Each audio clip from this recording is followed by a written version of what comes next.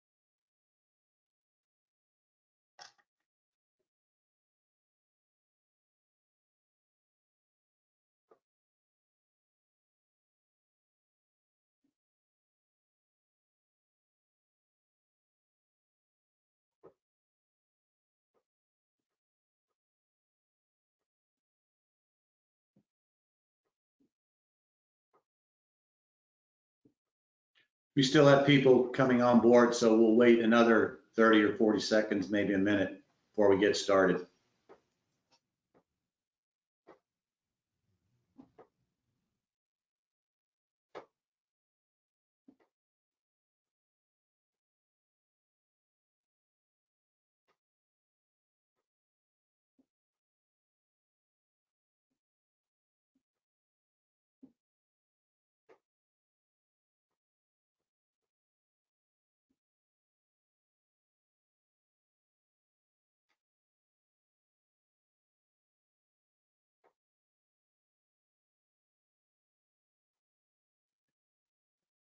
Well, good afternoon to everyone that's attending. Welcome to our webinar today. I'm Dan Meylan. I'm the Senior Vice President of Broker Relations at Compass, and it's a pleasure to be here. And actually, if we got some people on the West Coast, it's good morning. It's not good afternoon. So transparency is a major topic today in the marketplace, and there's a lot of demands. There's a lot of things in regulation that have taken place. And what we're going to try to do today is we're going to try to unpack regulation for you. There's a couple of things. I want to relate a personal story. I just recently had a medical procedure. I tried to find out what it was going to cost before I went, and I couldn't find out from the hospital. Interestingly enough, my surgeon was more than willing to give me the price, and he was, he said, you're in the Aetna network, you're going to be fine, you're going to get this much off, and this is what it's going to cost, and this is how much you're going to get paid. It's kind of an interesting conversation. The hospital would not tell me.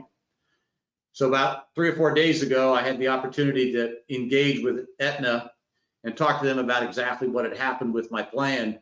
The bill charges for 2.5 days in the hospital was $117,000. And I about passed out. Said, wait a minute, how come I couldn't find that out ahead of time? That's what this is all about. This is about transparency. So welcome to our event today. Is transparency driving us all mad? We got some really great presenters. I'm actually the short end of the stick on this deal because I'm just at the beginning of understanding transparency. But the two people we have today as our panelists with me, Ron Peck, the Chief Legal Officer from the Phia Group. He is going to bring the legal side of this. And then Mary Piecuch is our Senior Vice President, Member Advocacy, Operations, and Product Strategy. Mary is brilliant. And there's 3 things we're going to accomplish today. We want to kind of set the stage for the legal aspects of this. What are the regulations? The second piece is what's the implementation going to look like? But third, and probably more exciting than anything, is what's Compass doing about this? because we're actually going to deliver things to you in the marketplace that are going to respond to transparency. So without further ado, I'm going to go, what we've done here is we've sent out some notes and people to say, ask us questions about transparency. So this is going to be kind of a panel discussion, but you've asked some really good questions. So we're going to start this process by answering questions. So let's go to the first question. I'm going to turn it over to Ron, because the first question is, we'd like a general overview of these new regulations and laws. So Ron, he's going to give you the beginning of it, and then Mary's going to chime in on compliance. Ron? Sure, yeah. Well, before we jump in, I do want to clarify one thing there, Dan. You mentioned that Mary is brilliant, and I absolutely agree, but you didn't say anything about me. I felt a little left out, you know? So hopefully I can. My apologies, Ron. I can earn some accolades today, but you know, you're nothing if not transparent, so I appreciate it, Dan. See what I did there. So real briefly, let's quickly, and this was an excellent question that we got in from Christine, asking like, what are these rules? You know, everyone's talking about it, but what are they? It's kind of funny. It reminds me of, you know, I remember seeing a comedy where somebody was talking about this thing, and the whole episode, everyone's talking about how great it is, and at the end they say, hey, does anyone know what they're actually talking about? No, you know, it's the peer pressure. We keep talking about transparency and coverage, hospital price transparency. And just as a refresher, I actually went onto the CMS website, and I'm paraphrasing. I wish I could say, and I quote, because when you say, and I quote, it's like case dismissed. I got you. But they mentioned that this rule is going to give consumers the tools needed to access pricing through their health plan. Now, let me make note of that, through their health plan. And then it goes on to say, to increase price transparency by giving patients access to hospital pricing information. And even though that's a CMS fact sheet about this rule, transparency and coverage rule, I think that it reveals a basic misunderstanding about healthcare and healthcare pricing in general. That is sort of underlying both this and the hospital price transparency rule, which is what you've probably heard a little bit more about, less on the health plan, its responsibilities to post pricing online, and more about the providers having to post pricing online. But both rules, which relate to the health plan listing its rates and what you as a patient are going to pay out of pocket, and the hospital rates, what they're charging, they both are based on a foundation that's flawed, a flawed misunderstanding of the way things work. Because, and I don't blame the lawmakers for saying, hey, post your prices online, because anywhere else, whether you're talking about purchasing a car, purchasing real estate, purchasing groceries, it doesn't matter. There's a price. There's a price, right? And maybe you can negotiate a discount off of that price, but the point is there's a price, a baseline, a sticker price. And what I don't think that the rule makers completely understand is, here, there is no price. Or if there is a price, it's some fictional charge master price. So for a health plan to be asked to list what you as a consumer are going to pay out of pocket, I can tell you what your copay will be. $20. Yeah, but what's the net cost, right? Is it $1,000, $2,000, $10,000? And the answer is, just like you said, Dan, I don't know. We'll find out afterward, right? And that's a response that we've gotten, both our industry and as individual consumers of healthcare from providers for a long time. So ultimately, is the hospital price transparency rule just a rule asking them to put their charge master rates up there? Sure. Is it misleading? Absolutely, because it doesn't include the discount. And asking health plans to list what the total cost of the care will be is nearly impossible. And we're going to talk about why in a second. And last but not least, the No Surprises Act, I think, is ultimately an admission that, you know what, we can't figure this out on the front end, so we'll just deal with the conflict on the back end. And it's in essence a rule addressing how health plans and providers need to resolve surprise balance bills, which is a very small subset of net total balance bills that we see when you're not in network. And we'll talk about that later. Yeah, and Mary, talk a little bit about compliance. Yeah, so as Ron said, you know, we're dealing with two regulations that are in play right now. We're talking about transparency and coverage and the No Surprises Act. And the compliance issues that are coming out of it are, you know, these machine readable files, whether it be for the hospital or for the health plans. It's very challenging for us to get there. For the hospitals and the transparency and coverage that was regulated for 1/1/2020, yes, you can go find some prices on their websites. They're supposed to be prominent and easy to use. A lot of them are buried and not so easy to use. And then when you get onto the health plan side, we're supposed to be able to have, from a health plan perspective, produce machine readable files by 1/1/2022 for in-network charges, out-of-network charges, and then in conjunction with our pharmacy benefit managers. And then furthermore, the health plan having shoppable codes available by 2023 and 2024 between 500 and then all of the shoppable codes. And then of course, as Ron said, No Surprises Act. The rules are kind of still a surprise right now until July. So Look what you did there.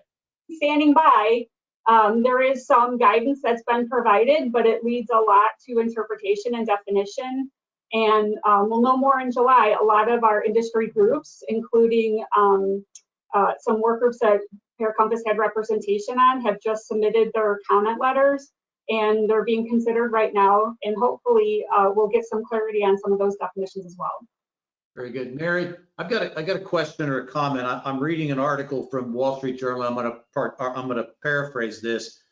A Texas hospital basically said on its website it didn't plan to publish its negotiated rates because it provides something that will only be useful to our competitors.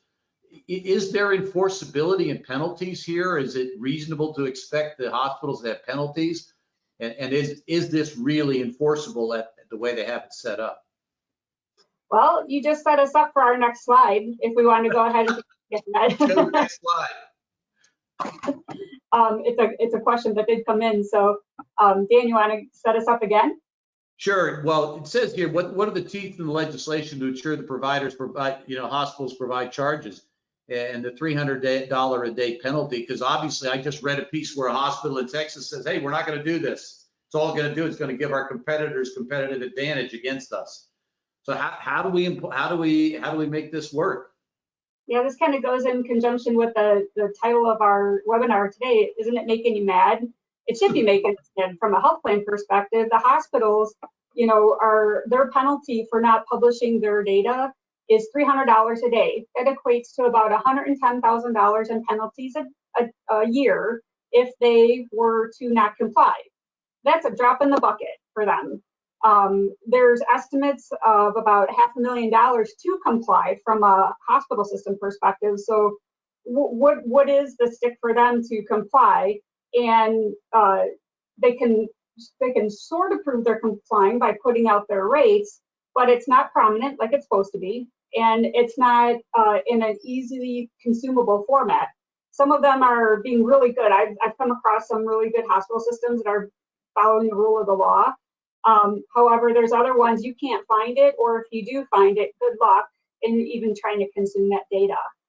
On the flip side, from the health plan perspective, it goes to the Public Health Services Act, is what's quoted in that final regulation for transparency coverage. And that's $100 a day for each individual in the plan. Just imagine that, $100 a day for each one of your members for as long as you're not complying. It's ridiculous compared to what the health plan or the hospitals are getting. $110,000 a year is probably their max. Some of our health plans, depending on the number of lives you have, it could be $1 million. It's discouraging is what it is. Right. Yeah, unless you have 3 people. If you have 3 people on your plan, then you're basically okay, right? Let's go to the next slide. So it appears CARES and PPOs and FARB are not subject to the new transparency laws. Is that correct? Who is and who is not subject to these transparency laws? Yeah. So actually, I don't mind chiming in on this one, and it's really interesting. Dan, I also, one thing I just want to say real quick on that last slide is, can you imagine if there was a car dealer, an auto dealership, and they don't post the prices of the cars on the lot? And if you say, hey, I'd like to buy a car, but I don't know how much it costs, and they go, I'd love to tell you, but that'll give too much of it'll help my competition too much, so I'm not going to post my prices. And we say, oh, okay, that makes sense. Just sign the contract. We'll send you a payment. I thought that's kind of the point of capitalism, is that, you know, you're supposed to be competing with the competition, hence the term competition. Anyway, so let's back off from the providers for a second, talk a little bit about this question. And, you know, I think one of the things that, you know, again, one of the issues that arises from this false belief amongst lawmakers and people just in general, that there is an actual just price. There's a fixed set of prices. Maybe your network is negotiating a discount, but like I said, you go to an auto dealership and everybody negotiates. No one pays the sticker price other than Dan. But the rest of us, you know, we negotiate a little bit off the top, right? You know, that's you know, just a little bit, that's a little scratch off the top, but ultimately it's the price that matters. There's an assumption that healthcare is handled the same way, and I don't think what's necessarily appreciated here is that the price is much more variable and different, mainly fictional, and that it's really the discount that's driving what the payable amount is. It's not the charge, but rather the discounted rate, and that these discounts can sometimes, you look at these people posting their EOBs online, right on social media, 70, 80, 90% off, and laughing about, what is this? You know, I wish I could get that kind of a discount off of my next pair of shoes. So you would think that if it's the discount and the network discount that's really driving ultimately what the payable amount is, that they should be included in the discussion when it comes to advising what you're likely to pay. However, what networks have always said, and anytime that we as benefit plans, before there were any transparency rules, right? I mean, at Payer Compass, you're always trying to determine what people are going to have to pay, what the balance bill is likely to be, and, you know, try to get an upper hand when it comes to negotiation. You'd like to know, what are these networks paying? And they always say the same thing, which is what? That it's confidential, it's proprietary, right? So for a lawmaker to come out and say that the network's going to have to basically open up the books and show everybody all of their negotiated rates, you say a hospital says that sharing their prices is going to hurt them from a competition standpoint. Can you imagine demanding that a network reveal all of its discounts and the upheaval that would cause in the network community? So again, you know, when you look at these rules, these are rules that are about prices. These are not rules about discounts, even though they should be. And again, in order to do this, you would require these networks more or less to breach their contract, which indicates that they're going to protect this information and keep it proprietary. Yeah, so the short answer, Brian, to your question, is that correct? The answer is yes. Okay. It does not appear the PPOs, farmers, and PBMs are subject to new transparency laws. So at least for the time being. And to Ron's point, that kind of leaves a big hole in the game. Having said that, there are still things that can be done. And I think what's going to happen here is the marketplace is actually going to take hold of this and leverage it. Let's go to the next slide. So what consistent structures is Congress discussing around surprise billing? Sure. Okay. This is an interesting question. Ron, you want to take this? Yeah, you know, one of the, I think, underlying issues, along with the fact that the prices are fictional and it's really the discount that controls what the payable amount is also the fact that, yes, there are other payers out there that do not use networks and do not use discounts, and instead they just, you know, set the rate. And of course, the word that everybody's thinking in their head but not saying out loud is Medicare, right? So Medicare-based pricing. And so as we talk about surprise balance bills and hospital bills in general, let's step back and look at it just as hospital bills in general. The question is, why can't we establish some sort of objectively fair range? You know, and you can increase your prices and you can negotiate those prices down, but at least there's a ceiling and a floor based on reasonableness, right? Which is, again, something that is true in all other walks of life, right? Regardless of what you're negotiating, if somebody's charging some outrageously excessive amount compared to everybody else, they're not going to be in business very long. Likewise, if someone's charging too little, they're not competitive enough and they're going to be out of business too. So why can't we at least have those thresholds? And the thing is, when it comes to lawmakers, when we ask, why don't you set some sort of reasonable objective threshold when you're talking, for instance, about the independent dispute resolution, if you can't resolve a balance bill yourselves under the No Surprises Act, why can't you use things like Medicare rates as one of the parameters when determining a fair payment? Ultimately, these lawmakers, Medicare is a dirty word. And if you think about it, there is still, most people chafe at the idea of, and for many rightly so, the idea of Medicare for all or a single payer system. And so there is a concern from a lawmaking perspective that if we all rely on Medicare as the basis for the payable amount, it's not that big a jump to then say, well, if we're all paying Medicare rates, we should just all be on Medicare. And so it's this tightrope, right, that we're walking, where on the one hand, we're trying to maintain the private sector nature of healthcare and health benefits, but at the same time, trying to rein in this beast and try to achieve something reasonable.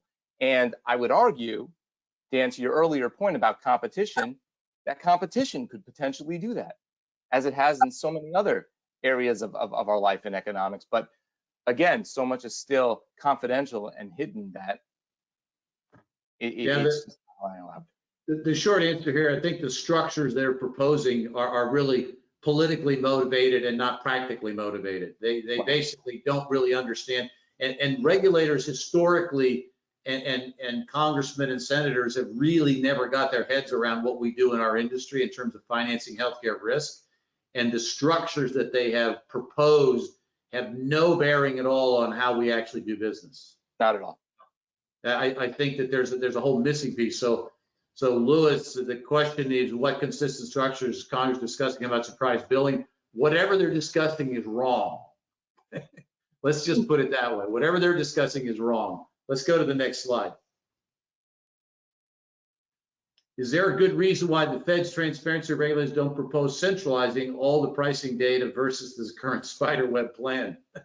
I love the concept of a spiderweb plan. You could, Kathleen, kudos to you for asking the question, because you couldn't have described it any better. Because spider webs are all about confusion and trapping people. And anything that traps people is not a good idea. So which one of our panelists wants to attack this question? Yeah, I'll start in on this one, Dan and Ron. So in determining where we should actually hold all this data, there's so many components that need to be considered. And again, I hate to keep saying it's going to come out hopefully in the definitions that come with the No Surprises Act after the rulemaking. So can we have it centralized? Possibly, but there's a lot of factors that have to be taken into consideration. You have a lot of different plans. You have large commercial carriers that are negotiating at a different level of rates. You have RVP, which is often trying to get to a true cost, often basing it on Medicare rates and self-funded plans and the like. You have, how are we going to determine what, because what they're really getting at is what is going to be the QPA? What is the qualified payment amount? And with all of these files that are being asked to be posted, we're trying to get to that qualified payment amount. And there's a lot of definitions that need to go into that. The category of a type of a plan. How are we going to identify geographic areas? Are we going to use MSAs? Are we going to use CMS's version of categorizing boundaries? What's the definition of in-network versus out-of-network? When you have a PPO, it's pretty obvious. It's your in-network plan. How are we going to determine what is an RVP? So if you think of an RVP plan, it's going to be out-of-network, right? Well, somebody has to put all these definitions around to determine what is the right place to put all this data for centralizing the pricing data. Is it really boiling down to it should go to CMS, Medicare? You know, that's already there. A lot of contracts are already negotiated based on Medicare. So it's going to be interesting how these definitions come out with the No Surprises Act. And I think that's going to drive a lot about, you know, the decision, can the feds actually centralize it and make it fair? Or is it going to be in the private sector where you have pockets of folks that represent commercial versus self-funded versus RVP in order to determine a proper median charge or the QPA?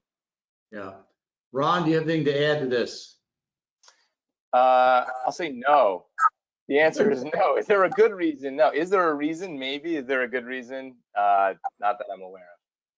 I see the centralization of all this data being extremely complex and ultimately not very transparent at all, because the complexity that's going to be inherent. One of the things that we're seeing in the marketplace, and I'll go to Surgery Center of Oklahoma, you go there, they've got their prices set, and ultimately they're pulling business away from other hospitals because of their transparency. That's the kind of market, you know, information that drives the rest of everything we do in our lives. Why should it drive that? People can have a choice about where they want to go based on somebody posting their actual cost on the website, and their opportunity to make a profit and stay in business with those pricing is a market conversation, not a federal regulatory conversation. So let's go to the next slide. So what a great question. Will it reduce cost? My opinion on this is that it probably will impact cost, but will it actually reduce costs? There's no way to know. And the way that it's currently proposed, not likely. But Mary or Ron, you guys have a choice there. You guys have, we'd like to hear what you have to say. Yeah, sure. I think it's funny that we use the little piggies on this slide. It could be a weight. You know, is it really going to be helping healthcare? You got to kind of weigh it. It could drive competition, maybe. But you know, if you recall back in the earlier slides, between the penalties and what I've been reading on white papers is what it is taking the different hospitals and the health plans to comply with this. They're going to want to make up those fees somewhere.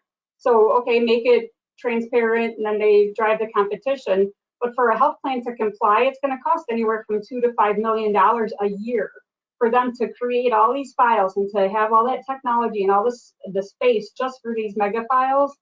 I don't know. It's I hate to say it this way, it's almost a crapshoot to see what's really going to happen. Ron, perspective? Yeah, you know, with the price transparency, first and foremost, it makes me a little scared that what happens if these TPAs and plans and they all invest in the website and collecting all the data, and then they're still deemed not to meet the requirements of the law and they're still penalized. I mean, could you imagine? And usually there's plenty of forgiveness if you could show good faith efforts, but you know, again, ultimately, I'm posting the discounts that I've negotiated, and I'm posting the percent co-insurance that's on the patient. I'm posting what the co-pays and the deductibles are. But until that individual patient goes to get the service, I can't actually tell you what the net cost is going to be. The hospital doesn't even know what the net cost is going to be, and I'm just worried that we can't report that information. So I could see costs in the form of both the expenditure trying to comply and then the penalties for failing to comply. And then last but not least, looking at the No Surprises Act, I can't see that it will reduce costs. Looking just at the No Surprises Act, I think the whole point of the No Surprises Act is to increase costs, at least for the plan, because you're shifting a burden off of the individual onto the plan. What I think ultimately I'll say about that's really also just sort of a concern for me, an underlying concern, is just a complete lack of understanding of what health insurance is and what health plans are, whether it's self-funded or fully insured. We all pay contributions if it's self-funded. We all pay premium if it's traditional insurance. And that number is based on something. And if a law is passed that basically says, hey, insurance, hey, plan, if there's a balanced bill, you got to shell over some money to protect that individual. It sounds great on paper until you realize that money has to come from somewhere. That money's coming from the plan. But where does that money come from? From the plan members. From you and me. Exactly so. And I think you and me. What do we call that, right? When there's a few individuals who are facing potential harm in our society, so then we as a larger group all pitch in to cover that cost as a group. What do we call that? That's a tax. Any of our homes could burst into flame at any moment, right? Not all of us, a few of us, a very large catastrophic cost. So we all contribute towards the taxes that ultimately pay for the wonderful firefighters that will come to our rescue. And I can go through a lot of examples. I think ultimately what's a shame here is that they're using a private plan to basically almost like a Trojan horse for what is in essence a tax. So, and taxes are synonymous with costs, yeah? So, you know, maybe it'll reduce costs in some places, but I foresee it increasing costs elsewhere. One other aspect too, you know, when we talk about this is, you know, quality. Where is quality even factored into in the costs and determining it and making a differentiator and a provider? That's one other area that folks are going to have to be honing in on, depending on what direction this actually goes as far as determining those qualified payment amounts. So yeah, I think it's to be determined on whether it really is reducing costs. So the one area of reducing cost, I'm going to cite a situation that's posted in the Wall Street Journal on transparency. There's an article that was published several months ago. One particular hospital has got a range from $530,000 down to $89,000 for one particular diagnostic code, depending on who you were, where you came from. And if that part of the game could be made more transparent, perhaps that $500,000 claim would become a $400,000 game, a $300,000 claim, because what's the justification for $500,000 on one side and $80,000 on another? You know, Ron's looking at me going, nah, he's never going to happen. So anyway, just a comment on the idea of reducing cost. Mark, great question. Let's go to the next slide.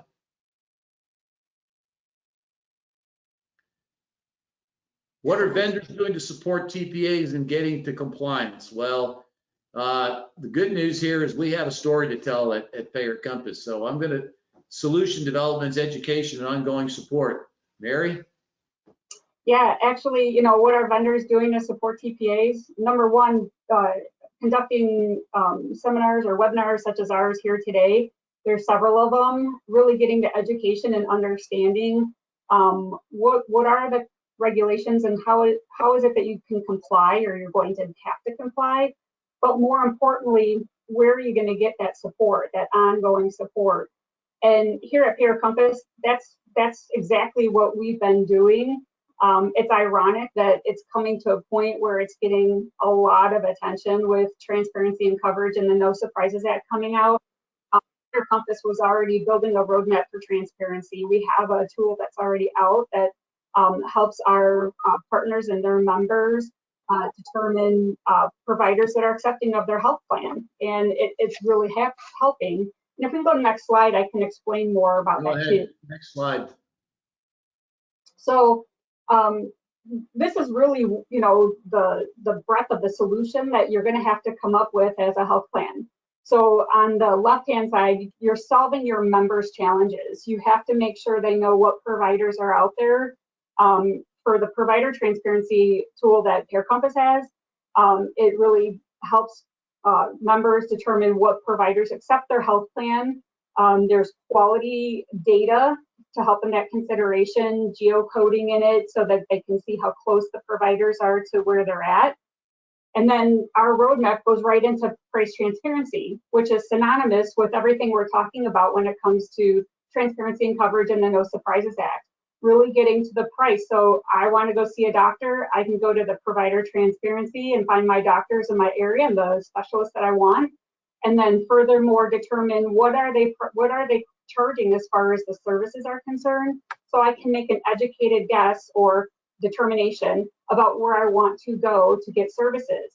And then furthermore, once you get those two components in place, which is part of our roadmap, is the advanced EOB.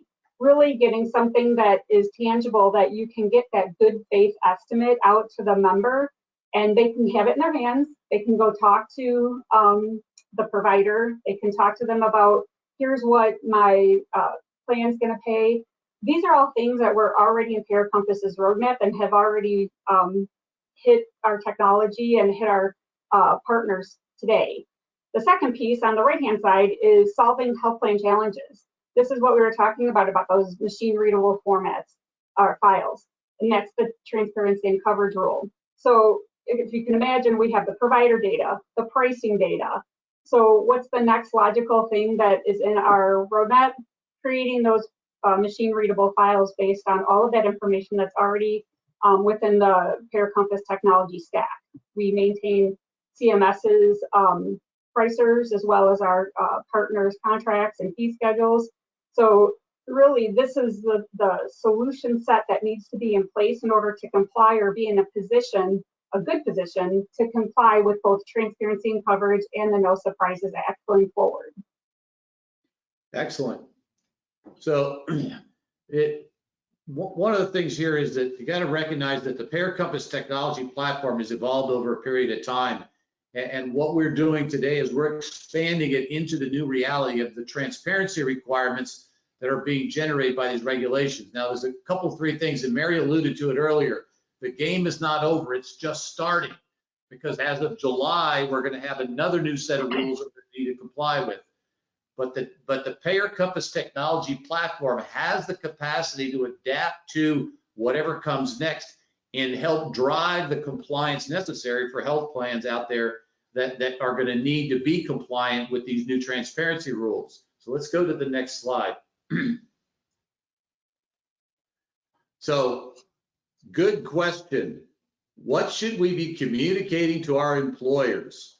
Well, the beginning of the conversation is today with this discussion of transparency. Make yourself knowledgeable about transparency. There's good documentation out there. There's a great Wall Street Journal article on transparency. You need to understand kind of what it means and where is it going. The other thing you need to do is stay on top of this, because as Mary alluded to earlier, it's going to continue to evolve. So, Mary, what are your thoughts? Actually, I'm going to have Ron talk about what they're going to talk to lawyers about. Okay, well, No pressure, huh? No All right. pressure. So if I say the wrong thing and you lose your client, don't come back to me, all right? I look at this picture and I'm thinking, you know, it's beautiful family, and I'm like, who am I and who's the employer, right?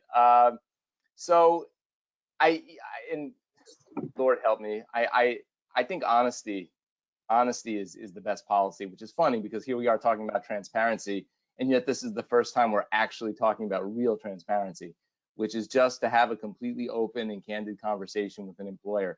You know, too often, I think what we're finding in our industry in general is that an employer that had traditional insurance, they were paying their premium, they shift the risk, and it was set it and forget it, right? To steal from my buddy Ron Papil, right? Set it and forget it. And when they decide, hey, I have to save some money, and maybe they hear through the grapevine or their broker says, hey, have you considered self-funding? It'll save you some money. All they're told is that now the money is coming from their plan instead of from a carrier, but otherwise everything else is the same, and they're kept in the dark. And my concern with that is that when you put the control in somebody else's hands, it creates a sense of inevitability. So that every year when your rates go up, you think to yourself, well, there's nothing I can do about it, right? It's the cost of healthcare. And really, if you think about it, this employer who has their employees jump through all sorts of hoops to get a $10,000 pay raise, that same employee who has to go get a knee surgery and they're picking between two facilities, one which charges $10,000, one which charges $100,000, if they pick the wrong one, that's literally $90,000 difference. That's 9 years worth of $10,000 pay raises, and yet I can't do anything about it. There's a sense of inevitability and helplessness. So I think explaining to employers, one, what are these rules about, right? Like we're talking about now, what are the rules about? What do they say? In very simple, basic terms. Two, what misconceptions about healthcare are sort of underpinning these rules? This idea that there are these prices, like when you go to the grocery store and you know, hey, you know, apples are this much per pound, right?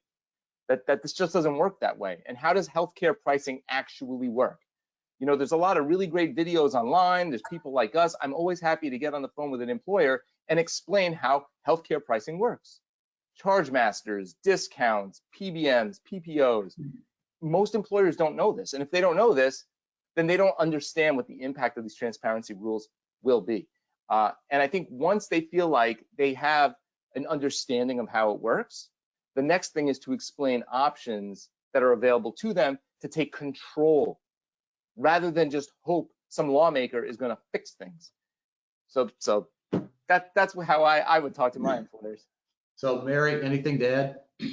Really, it's to Ron's point, getting solutions for our members, or you know, the employer groups, making sure that they're setting their members up for success. You know, oftentimes we're put in a position as employees where we have to pick a health plan, but not necessarily always being educated on how to be medical consumers. And to do that, you have to get the right tools in front of the membership. So really talking to the employers, like Ron said, about what the regulations are, but making sure you're setting your members up for success and helping them understand they have choices. They just don't have to go to any specific provider. They can do the research. They can do the research to look into prices as well. They have the right to know what some of the quality scores are. It's just right now, in order to do that, they have to do a lot of research that your average person doesn't understand, going out to a CMS website and pulling that information. But if you get tools that are built for members level consumerism, you'll be setting them up for success in the future, especially with the transparency. Very good. Mary and Ron, thank you. I would add one thing here, and that is the whole transparency question really at a broker level and at an employer level is many plans that are out there today don't even claims data so they can actually see where the money is being spent. We had a presentation on Monday with an employer, third-party administrator, and a broker, and the discussion was all around how do I get the data so I can start making valuable decisions, because the employers understand they're spending their money on a self-funded plan.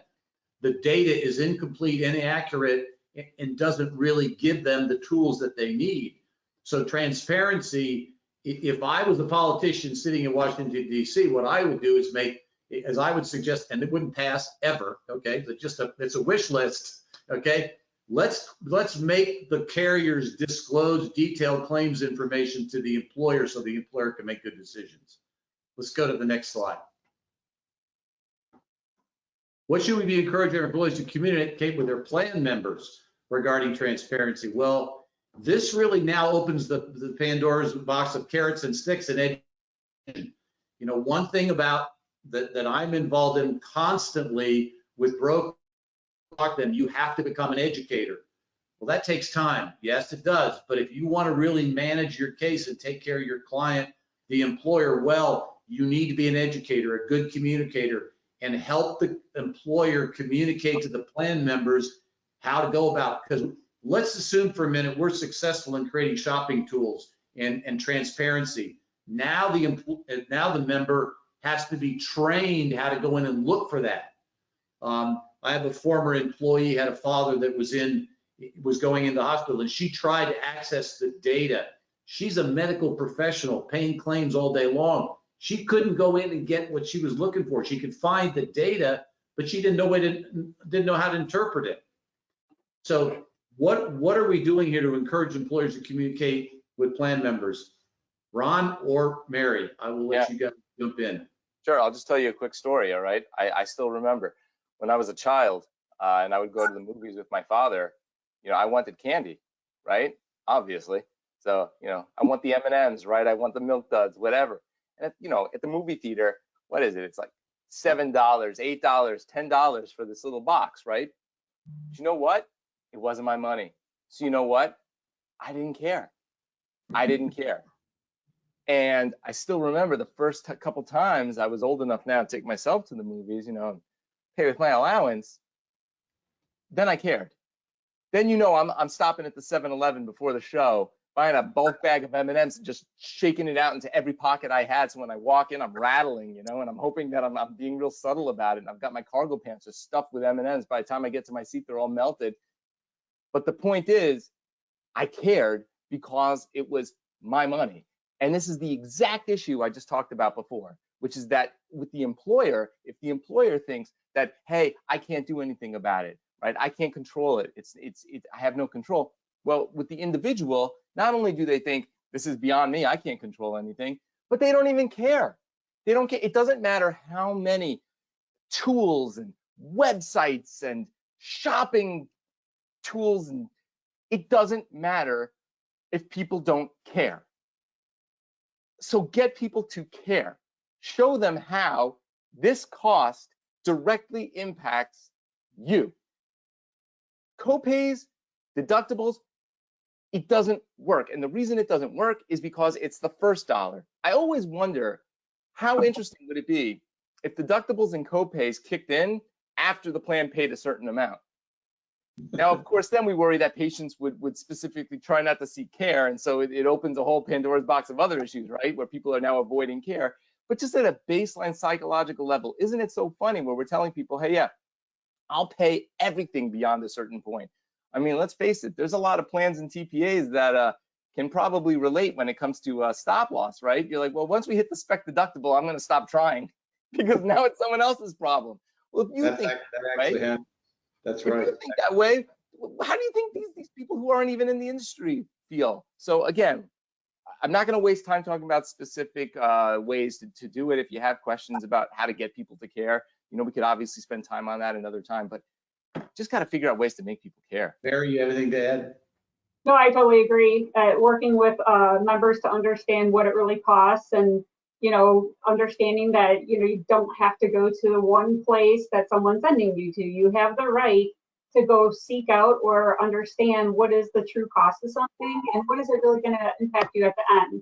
And again, the intent, albeit is very confusing and complicated, that's the intent of the transparency rules, is so that they can be consumers, Very just good. like any other product they would be buying.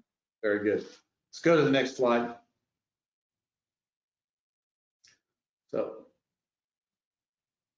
what are payers doing to receive the network pricing amount from providers? Transparency contracted pricing, or is this just essentially accomplished providing a charge master? These are some very interesting questions because none of us on this call are payers to speak of. So, but we do reprice claims at a percentage of Medicare and help the payers determine an appropriate amount of money. So, Mary, would you like to take this? Yeah. Well, first of all, what are payers doing to receive the network pricing from the providers? Well, if it's a network price, usually you have a partner, a PPO network, or you have somebody that's negotiating that. So really, you got to go to that source in order to get that information. Is it going to be easy? That's a lot to be determined, I think, in the future. Hopefully folks are going to be good partners and working with their networks and provide that information, or at least partner with them to get that information. That's on the first one. On the second one, is the transparency really at the contracted price, or is it just essentially accomplished by providing a charge master? That's not a charge master to your average member is foreign. It's another language. Transparency means that your average person can understand what the cost of healthcare is going to be. If it was just charge masters, we would just still be directing people to somewhere like a CMS where they're doing the work and putting it into a fee schedule for them. So it is not, transparency really means making it understood to the average healthcare consumer. Further? Yeah, no, it's funny. I always try to compare it to something that most people can understand. And, I keep going back to talking about purchasing an automobile. And transparency, well, is transparency the price you'll actually pay, or is transparency the sticker price? And the thing is, it's very easy to find the sticker price. Go onto any car manufacturer's website. You can build your own car, pick the features, and it tells you what the sticker price is. What the actual price that you're going to ultimately pay out of pocket, it's a little bit tougher to find, but think about how many resources are out there. Everything from Kelley Blue Book and Consumer Reports and all these different guides and websites and social media where people are sharing what you should actually pay for a given car. Could you imagine if we actually had that, where somebody's saying, here's what you're actually going to pay, not what's being charged? But unlike those scenarios where that information is freely shared and the consumer has skin in the game because the person who's buying the car is the person paying for the car, here, the one who's buying the care is not the one paying for the care. So without those two things, the confidentiality wall coming down and the consumer actually having skin in the game, you'd be hard pressed to get that information out there. Hey guys, I got a quick emergency. I got to go take care of something. I'll be back as quick as I can. Ron, I'm gonna let you take over and run, but I got something that happened out front that I got to deal with. I'll be right back. Sure, go get them. Mary, you specifically said, if you want to get the network rates, you have to go get it, and I think he took it seriously. He's going to do it right now. But, yeah, so we could actually just go ahead to the next slide then. Oh boy, I didn't know this was the next slide. Okay, go back. Oh, is there a downside to provider price transparency? Well, Mary, if you don't mind, I'd like to go ahead and open up both barrels on this one. The answer is yes, absolutely. Transparency, we throw it around like it's this word that just it's no matter what, it's good. The issue is we're not talking about transparency, we're talking about price transparency. And price transparency is just, in my opinion, and there are plenty of scientific studies that agree with me, price transparency is just sort of one piece of the bigger puzzle. The problem is with consumers in general, we've been taught from an early age, and I'm sure everyone's heard it before, you get what you pay for. right? Everybody's heard that before. You get what you pay for, right? And so as a result, people automatically assume that when healthcare is more expensive, it's better. The better quality care costs more money, right? That's the assumption. And you hear that all the time when they compare the cost of care in the United States to another country. The answer is always, yeah, our care is so much better, because we equate the price with the quality. The issue here with price transparency being a downside is that if I'm just showing all of my plan participants the price, and I say, hey, you know, an appendectomy at the hospital down the road is $5,000, and an appendectomy at the hospital on the other side of town is $15,000. My employee, my plan member, maybe they were going to go to the closer hospital because it's closer, because they don't care about the price. They're not the one paying, so why should they care? So what do they care about? I want easy parking and I don't want to have to go very far. So they were going to go to the closer hospital, and I was going to, as the plan, going to pay $5,000. But now that I've provided price transparency, they say, hey, if somebody else is footing the bill, I deserve the best. So you know what? I'm going to go out of my way to go to the more expensive hospital because I deserve the best. So price transparency absolutely needs quality, right? You need to know quality, because now, just like going on the internet and looking to purchase, you know, a new television, if I see that I can get better care for less cost, I want it, because people, the consumer, the patient, cares less about the price and more about the quality. So let's give them both. And then if it's a toss-up on quality, incentivize them to care about the price. That's more or less, you know, what I think is the #1 downside on price transparency. The other thing I'll say is Dan mentioned before about how the hospitals are saying that it'll give a competitive edge to the competition if they have to post their prices. It's actually been shown in some industries, and this would be one, because the consumer doesn't really have skin in the game, so you don't have to race to the bottom to try and get the consumers, because the customers don't care what your price is. What they can actually do is they would look at the price and say, everybody else is charging twice as much as me. I have to raise my prices. That's another downside of price transparency. Mary, I don't know if you have anything on that one. No, I totally agree. Yeah, there can be downsides. The last point you make is true, is providers could raise prices because they think that they can get more because the same hospital within a 5-mile radius is charging more. Whereas that's where we got to get to the point of the education of being a medical consumer and making sure they're looking at the quality aspect as well. Absolutely. So speaking of quality, you want to take the next slide here? Have people been able to download hospital billed pay charges in an easy to use and compare manner? I haven't, but I don't know if I'm considered people. Well, the people that I work with and myself, yes. Ironically, as part of the whole healthcare transparency and working with our partners, it's very interesting, kind of in a nerdy kind of way. It's very cool. We like to see what the files are that are on the website.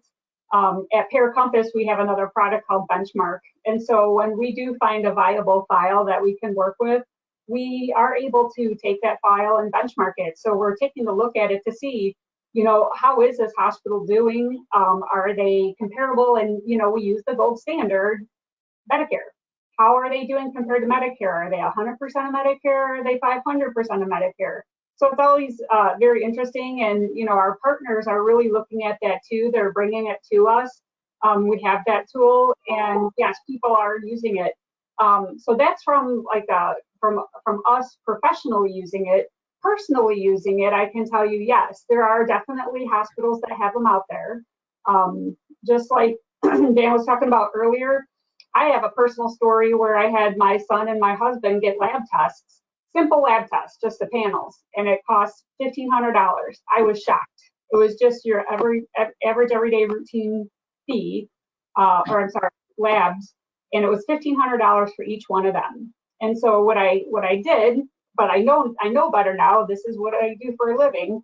I went out to the hospital website, and sure enough, they do publish for those, you know, they're more of the common services for the labs.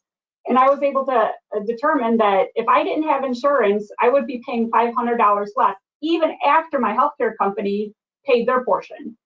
So that made me mad, because yes, this is making me mad now, because I, in theory, my hospital is willing to give the same services to somebody else for $200 versus me, because I have insurance, they're going to spike it up because they have people that are paying those premiums.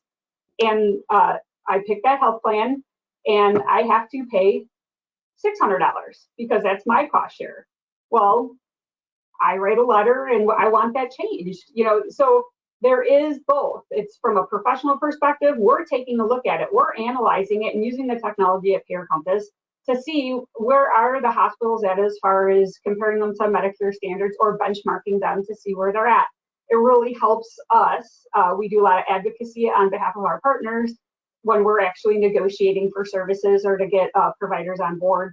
And then personally, yeah, these are good tools. You just have to know how to navigate the process for sure. Yeah. So you mentioned Medicare. You actually mentioned Medicare, and I looked ahead at the next slide, which actually references, the Medicare and the CMS modifiers. And I know it's not specifically a tool that's being promoted by the lawmakers, but what role do you think it's going to play? It's gonna get interesting again. So Medicare, it definitely is more transparent than a charge master. Believe it or not, it is easier to use a Medicare tool. They have it down to a science. You can get the rates. It's a gold standard. There's negotiation based on Medicare. We don't necessarily always negotiate rates based on charge masters. It's ironic though, like you said, Ron, in the earlier slide or earlier part of the presentation, that nobody really wants Medicare to be the gold standard, because then that's just one step away. But we're going through all these gymnastics of figuring out how to pull all these files, how to aggregate all this data, what is the proper formula for finding that qualified payment amount or that median rate, yet you still have CMS that pretty much is doing that work already. So, why are we it is maddening, like kind of what our webinar is here today. It's maddening that we have something, but for political reasons, we don't want to use that as a gold standard because we're scared of what that might mean.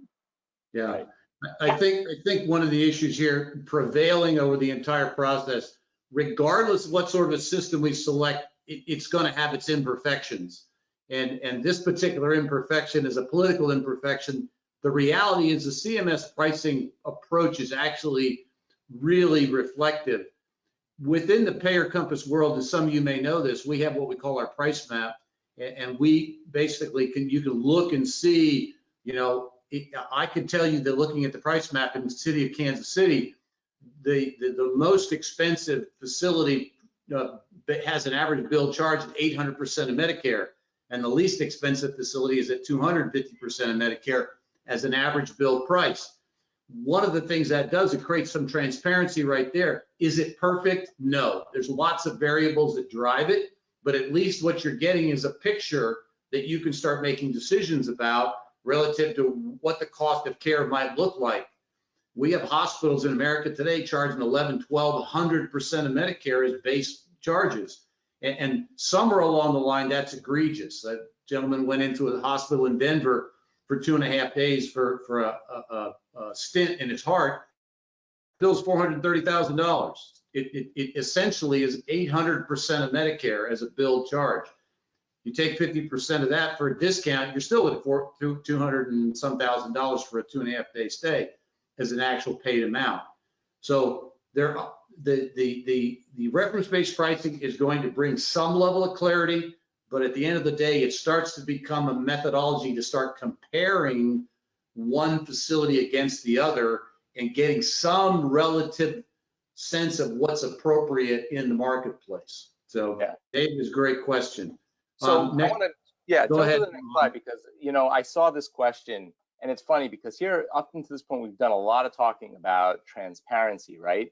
About the transparency rule, but not so much about the No Surprises Act. And if reference-based pricing is kind of this bridge between Medicare and transparency, where we can't just use Medicare, so we have to sort of reverse engineer it and find an objectively fair price ourselves. Right. The next question is, does the No Surprises Act basically eliminate reference-based pricing. So it's like, oh, you think that's going to be a good tool for transparency? Well, we're going to get rid of it with No Surprises Act. And that's what a lot of people have been asking me, is does the No Surprises Act eliminate reference-based pricing? And the answer is no.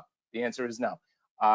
No Surprises Act, it's you're dealing with a subset of balance bills in specific instances where the provider is unwilling to accept the payment in full and you can't negotiate it. Reference-based pricing is just an objectively fair way to price out of network claims, and there's going to be we're about running out of time, so we need to go to the next slide quick. We can get out of here in an hour. Go ahead. Next slide, please. So somebody would like to know more about readable files. So Mary, that's your world. Yep. So, we've been following it at Fair Compass pretty closely, very closely. Within this deck, you'll see there is a link on the bottom. CMS does have a GitHub site. You know, it's very technical. The file format is not well defined. I encourage folks, if you want to really understand the level of complexity and how important it is to find a good partner to help you with this, go take a look at the CMS GitHub site. Not only do they give you the file format, but it's a very, very active discussion board because it's not well defined. So folks are collaborating in a live manner, how they feel like they should be putting their data in this format and how they can comply. But take a look at it. I think it, you know, just encourages you to find a good partner to work with you on producing those machine readable files.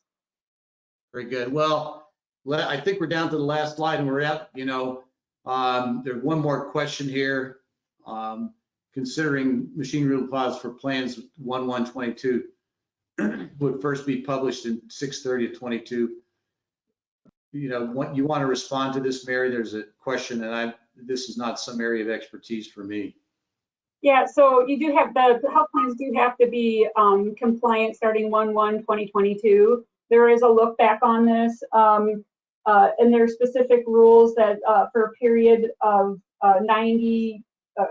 For a file to include the data for 90 days, for 180 days prior to when the file needs to be posted. There's a specific language that goes around it. So you have to look back at your prior claims or claims and your negotiated or in-network amounts, produce the files and start complying as of 1/1/2022. One thing to mention here is, so think about it now, today is May 27th. Just about a week ago, the regulators started to do investigations on the hospitals and showing, you know, where their deficiencies are. So they gave them time to comply. So they gave 5 months, and we're thinking they're going to do the same thing with the health plans, meaning around this time next year, for sure, they'll start auditing the health plan. So you do have to be compliant as of 1/1/2022 because there's a look back of a certain amount of days that you have to provide your information on those files. Okay, next slide.